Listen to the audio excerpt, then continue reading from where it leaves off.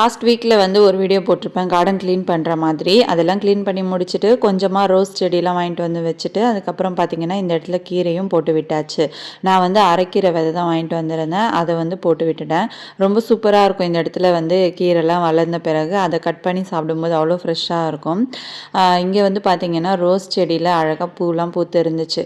அதுக்கப்புறம் வந்து ஃப்ரண்ட்டில் இருக்கிற கொஞ்சம் தொட்டியில் வந்து இந்த மாதிரி கொஞ்சம் செடியெல்லாம் வைக்கலாம் அப்படின்னு சொல்லிட்டு தான் வந்து நிறைய அந்த மண் வந்து பாட்டில் ஆல்ரெடி இருந்துச்சு. ஸோ அது எல்லாத்தையும் ஒன்றா மிக்ஸ் பண்ணிவிட்டு அதில் உரமும் கலந்து நல்லா ஒரு மிக்ஸிங்கை கொடுத்துட்டு அதுக்கப்புறமா வாங்கிட்டு வந்த பிளான்ஸ் எல்லாத்தையும் வந்து அதில் வச்சாச்சு.